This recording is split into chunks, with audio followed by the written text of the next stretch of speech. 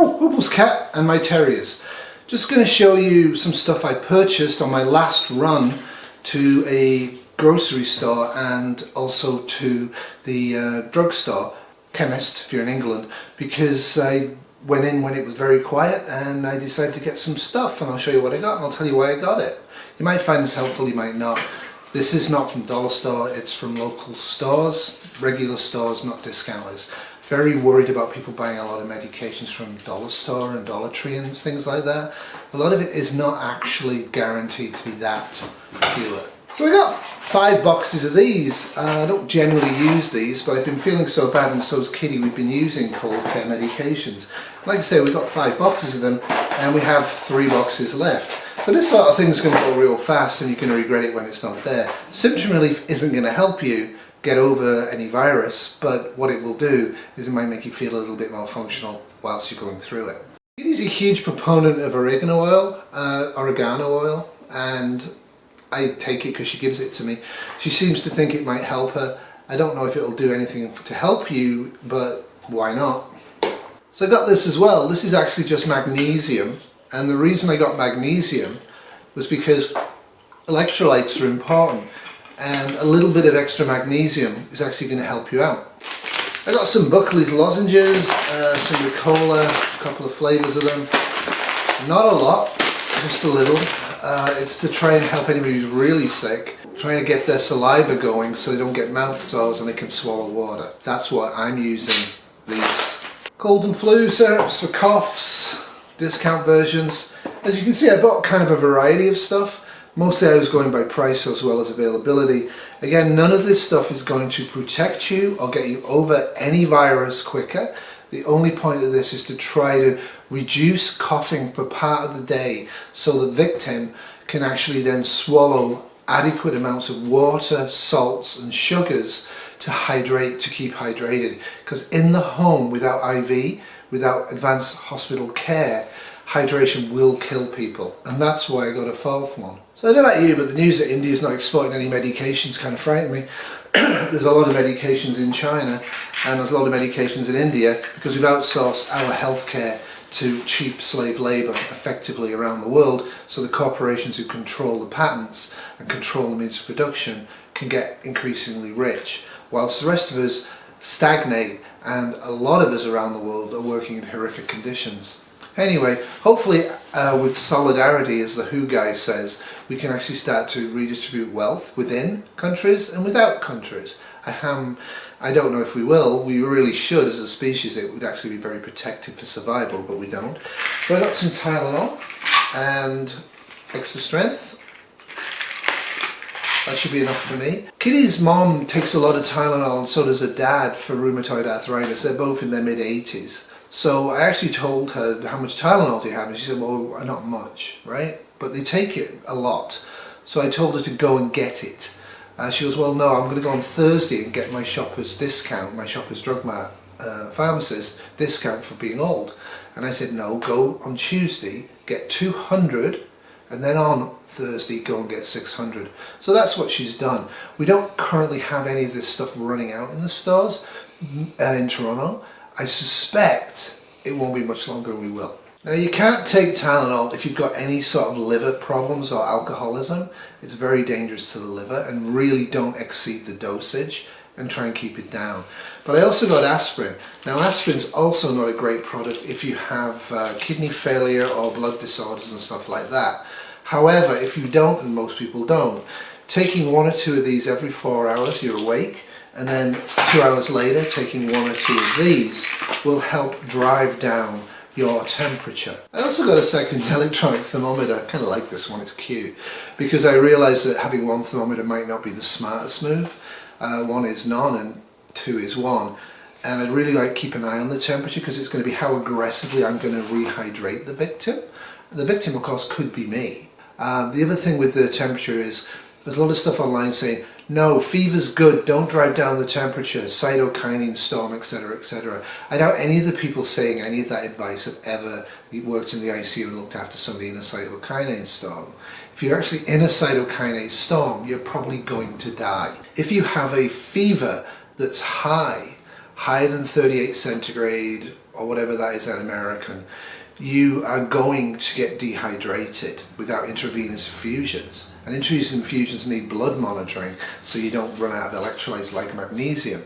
So you're not going to die from dehydration if you keep hydrated, but you will die from a cytokinin storm if you get it. So I think that's kind of where the misinformation is coming from. In your home without advanced healthcare, your most critical thing you can do is not allow the person who's sick to infect non-sick people in the home. The second critical thing to do is to maintain their airway.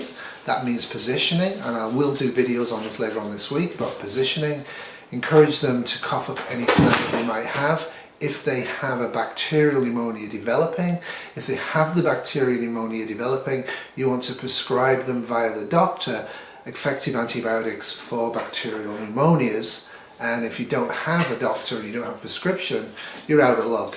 But of course, people are using pet medications. I can't tell people to do that because I'm not a doctor. However, I do have pet medications, but it's strictly for my pets, right? So that sort of thing works. Positioning, turning people every hour, giving them basic care. But the thing that really will help, will make a big difference, unless they're going to progress to the death phase, and most people won't, even the elderly, is to aggressively hydrate them. Aggressive. Gatorade powder, which I showed the other time, get fluids into them every half an hour to every hour. Bother them, reposition them, sit them up, make them listen to their chest, make them cough. You have to protect yourself from them, right? And this is where a surgical mask over the victim is actually a good idea, but you better have an N95 on. So those sort of basic things is what I'm recommending people do. But the other one that people have been talking about is the lack of availability of dehydrated foods. Online, a lot of the supplies like Mountain House have run out. I don't think I'd really buy Legacy and all of that stuff because I think it's junk, but I can see why people want it. But remember that critiques of dehydrated food remain. Very, very expensive, low quality food, low calorie intake. You're much better off buying regular food. But Kitty turned around to me and she said to me, do we have any dehydrated food? So, I mean, we don't really have TV and we weren't really watching the news. So that's the level of fear that's penetrating society. Now, I love to kayak and I'm planning to kayak again this summer. So I thought, oh, well, I'll order my dehydrated food today. So I went to Mountain Equipment Co-op, which is an online store and also a real store in Canada that deals exclusively with adventure outdoor activities. And I ordered vegan dehydrated food, and I ordered the ones I like to eat. I ordered a few things that I'm going to try on my camping and kayaking trips so I can actually tell you guys if they're any good or not. It's all fairly expensive and the cost per calorie is enormous. Enormous. But if both of us are really sick, we can boil water. We have the ability to do that without electricity. I don't think electricity will fail, but you never know. We can boil water, we can eat some food for a week, right? So that's why. And if we're running out of food, which I don't anticipate we will do, we can actually boil a lot of white rice or a lot of pasta and add these packets on top of a lot of rice or a lot of pasta or a lot of lentils and make a more effective, tasty meal. So what did I get? Indian red lentil stew. There's only 340 odd calories per pack, right? So it's very low calorie food, but it makes a difference in terms of taste, so that's why I got it, and I actually wanted to try this variety out. I tried the goulash last time, 300 calories a packet. Effectively, you would need 10 packets of these per day per adult, and at the price, it's just no point doing that. But as an adjunct, and something I need to buy anyway for when I go kayak camping, because I do multi-day kayak camping trips, I can't carry a lot of tins, that's why I got it. Reassuring having a pack like this, right? Big bulky pack of vegan pad thai. Backpackers Pantry is a good make as well. Nice ingredients, not too bad. But this is not reassuring. There's 2 servings. This whole packet is under 1,000 calories. It's a bulk amount of calories, but 1,000 calories per meal? That's inadequate. It's better than nothing, but for the price, it's hugely expensive. I'm not a huge fan of Alpine Air. Again, this is 340 calories. These are actually more calorie dense. And Mountain Chili. So again, I would, in an emergency, I'm going to add this to pre-cooked rice and stuff like that. As a vegan, I don't know if I told you I was a vegan, what I'm really concerned about is avocados. We can't really grow avocados in Canada, and we will miss them after a few weeks. So I actually bought 2 packets, absolutely ridiculous, of dehydrated guacamole. I guess I could buy avocados when they are sort of cheap and dehydrate my own, but I'm never going to do that. So there you go, almost no calories. But having this ability once a week or once every 2 weeks to use one of these packets and add it to rice or add it to some homemade bread we've made is going to be a reminder of our normalcy for us, and it will make us feel happy. Obviously I don't have enough of this to do that for every meal. That wouldn't be effective prepping. That would be trying to pretend nothing's going on and spending a pile of money. Did you know that most gummy bears are made from the spinal columns of animals? And there's a thing called prion disease. I actually found these, so I got these. I'm not really a big fan of sweeties, but Kitty is, and I found some vegan gummy bears. Again, this is 260 calories for the entire packet, but having 2 or 3 of these a day will be a good morale booster for Kitty, and in truth for me. Well, I did take Kitty on the 3rd kayak trip, and she'd never been on one. She really enjoyed these, like she absolutely loved these, so I got her 2 more. These are herbed mushroom risotto, and they are good to go, and they are vegan, and they have reasonable amounts of nutrition and okay amounts of calories. So that's what I got there.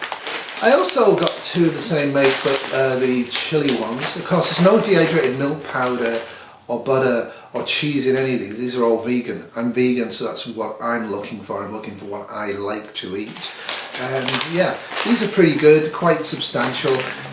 Most of these have great spicings, and you don't really need to add salt or even pepper, but of course we have the ability to do that. We have a lot of spices on hand. So in the let's have some fun category, I got some vegan hot chocolate, coconut hot chocolate. Got 2 sachets of this. Now, if things get dicey up here, we'll be using them. If things don't get dicey up here, I'll be using all of this stuff this summer on a kayak trip. So that's why I think it was worth the money to get this dehydrated food and novelty items. I don't recommend it for you.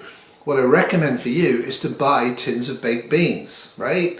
Tins of ravioli, tins of things that you can easily reheat or eat cold and enjoy and will eat. So instead of spending a pile of cash on food that you will never eat, that will sit in the back of the cupboard and eventually go mouldy, try and buy emergency food that you're actually going to enjoy and use and will be able to use if everybody in the house is sick.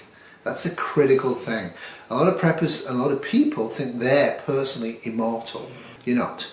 Everybody in the house could get sick. You need to plan for that. If you have children or the elderly who aren't really functional, you need to plan on what will they do if we're all really, really ill and they're not. You need to have everybody in the house able to help in some way as much as possible. Everybody else in the house, if they're sick, they need to know about what the quarantining is, what it looks like, what supplies to use, and how to make food and drinks for everybody, including themselves. So this is where MREs might come in handy. I'm personally not going that route, but I don't have small children. Now I saw these and I just had to get them, and they were actually on sale. So when I used to run, I used to use GU gels all the time. It's basically a marinade that runners put on themselves, and they put it all over their face, and then it makes them tastier for the bears. This is exciting to me. I'm looking forward to trialing this. This is beer flavour, so let's see how good that is. So that's it for me and the English Bull Terriers. Canada is a federation of provinces and territories, and healthcare is mostly a provincial and territorial matter. However, the federal government finally came out with this little document, which is for public use, Coronavirus Disease COVID-19 Being Prepared.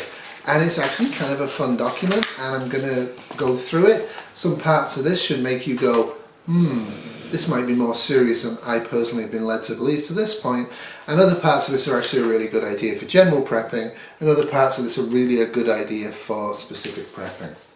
So that's it from me. I'm back on nights for 2 nights, and then I finally get about a 5 or 6 day stretch off. So I've got a whole bunch of stuff I need to do in the house. We're trying to sell the house. I don't think we're going to be able to in this economy that's going to get a lot worse. But we're still going to go ahead with those plans, because you never know. Somebody might put an offer in. Housing is short in the Greater Toronto area. We're also now looking at, we have to have a new microwave because it exploded thanks to the painters. But there you go. And now it looks like we also need to get a new washing machine. We did have to get a new dryer a few months ago. This is it, you know, you buy a house and over time things break. It's just a big money pit, a bit like bull terriers. Anyway, I hope you enjoyed this. Take care, don't panic, prep sensibly. Don't buy 400 bottles of this just because you think you might need it, but buy a sufficient quantity that you'll probably have enough for your needs. Think about why you're buying it. This is not preventative, this is not curative, this is merely symptom reduction. And symptom reduction isn't necessary. Suck it up, buttercup. But symptom reduction allows the victim to drink more. Absolutely a great idea. That is why I am still saying, if you are home nursing people with COVID-19, you must get their fever down. You cannot allow them to get dehydrated. Once they get dehydrated, getting them back out of that without intravenous treatment is a really, really hard thing to do. And remember, fevers are insidious, and by that what I mean is you can walk around with a temperature 1 to 2 degrees higher than normal and not really be aware of it too much. By the time you're aware of it, you're already very dehydrated. So monitor everybody in your household's temperature starting now. Do it every 4 hours. Remember that the temperatures will be highest at 3 o'clock in the afternoon and lowest at 3 a.m. Okay? So don't freak out if it's 0.2 centigrade higher than normal. Some people have normal higher temperatures. But starting now you get a baseline, so you see if they're getting high or not. If people are getting high, put them into quarantine of some description. You might not be able to go full quarantine. You might not be able to, but at least you can start pushing fluids on them, making them drink more water, more Gatorade, more tea, more coffee. I know, but they actually, anything, get fluids into them, much more fluids. Then you might want to consider switching to cups of soup instead of meals if they're not able to eat because they're just not hungry. You've got to have a huge variety of drinks. You've got to make sure people drink and drink aggressively. Now when I say drink aggressively, normally, you know that 8 or 12 cups of water a day nonsense that nobody really does unless they work hard. What you need to be doing is offering a cup or a half a cup of fluid to the victim every half an hour to an hour around the clock if the temperature is really high. I'll get into that later on, because I think it's really important at this point we psychologically go from containment, which is avoiding people so we don't get it, or sealing them around objects or in places so they won't go elsewhere and pass it. That's failed. The World Health Organization did not put a travel ban in for China, did not tell the world to stop running airlines in, so it was basically left to the governments who were all clueless, and it was also left to the airlines who need money. So thank you, World Health Organization, for still, I believe on March the 11th or whatever it is, not calling this a pandemic when it's quite clearly a global pandemic. It's in over 100 countries. There's tens of thousands of people have died. More and more people are dying outside of China, and there's over 100,000 confirmed cases by testing. I'd like to know what their definition of a pandemic is. I suspect their definition of a pandemic is once it's going away for sure, we'll call it a pandemic and then we'll say we the WHO helped defeat this. Whereas in fact what they did, by inaction and inadequate action and really bad communications about masks specifically, they've managed to spread this all over the world. The governments are to blame, the airlines are to blame, the individuals are to blame. We're all to blame in this, but the World Health Organization has done an absolutely appalling job. Appalling.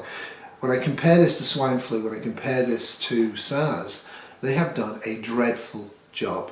Dreadful. Now, they got heavily criticised in swine flu in 2009 for spreading a lot of fear and frightening people, but you know what? We didn't have a global pandemic that killed multiple people in 2009. So they did something right, didn't they? Anyway, that's it all for me.